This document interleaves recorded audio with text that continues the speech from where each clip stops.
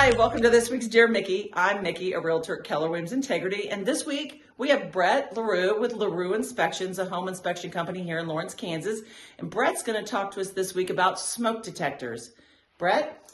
All right, so every 6 months we're supposed to change the batteries in our smoke detectors. And when we're changing the batteries in our smoke detectors, we should also test them and make sure that they're working. Also, you might want to walk around and see that you have enough smoke detectors around the house.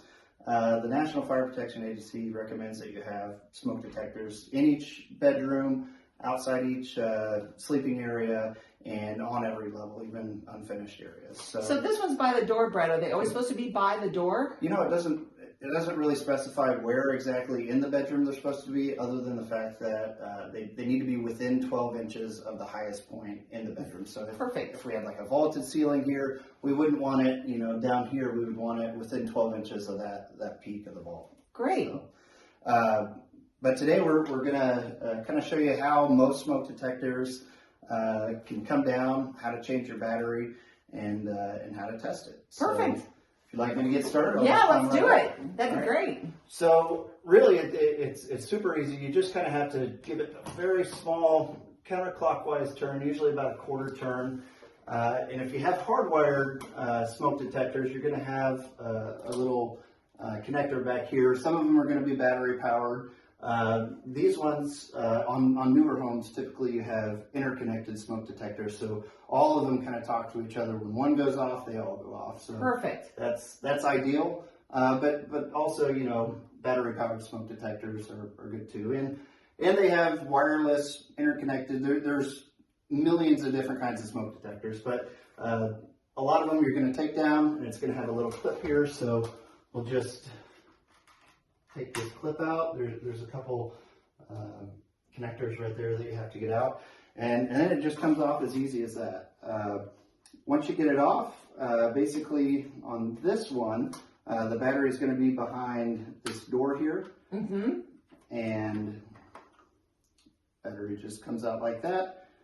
You take your new battery, you put your new battery in, and you close it. This one actually didn't require me to take it off, but I just did it so that we can... so you can see it. So that we could see it. We can show you, and a lot of them will actually have the battery compartment back here. Back in the back. So that way you can see it. And then once we've replaced all of our batteries, just plug this guy back in. And then there's usually a couple of little tabs here that we just want to line up here. So the trick is at 2 o'clock in the morning, when most of our smoke detectors decide to run out of their battery, just get those two clips lined up, and that makes it easy. Exactly, easy, and it's easier said than done. As you can see, I even one of them didn't quite get in, so just make sure that it's sitting flush with it, and you're good. And push it in. And push it in, yep. And then we were talking earlier that sometimes one chirps, and if they're hardwired, then another one will chirp. Is that typical, or? So that's why we change our batteries every 6 months, so that hopefully you won't have one chirp ever, because you're staying on top of your batteries, mm-hmm. And B, that way you know when each one of them was when each battery was replaced. And a lot of people will do it every time that daylight savings occurs, which is kind of why we're doing this video right now. So. Exactly. Is there the smoke detectors? Any different care to those, the ones that are also the combination smoke detector and carbon monoxide detector? Is there a difference in those? No. They basically they'll look the same, and they'll both run off of the 9-volt battery typically.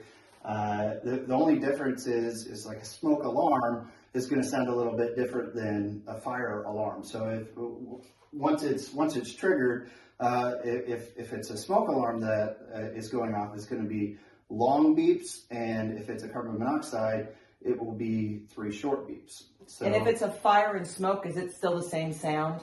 It's still a very high-pitched beep, or a very high-pitched tone, but it's just a different, it's kind of like, it's not Morse code, but it's kind of that same, concept of, if you hear 3 long dashes, then that's smoke, and 3 short would be perfect.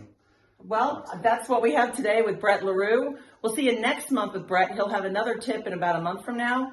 But otherwise, next time we'll see you on Dear Mickey. Wait till the end of the video. You'll get a link to me as your realtor. And if you have any mechanical questions or want to have your home inspected, get hold of Brett. He's the guy. Thank you. Thank you.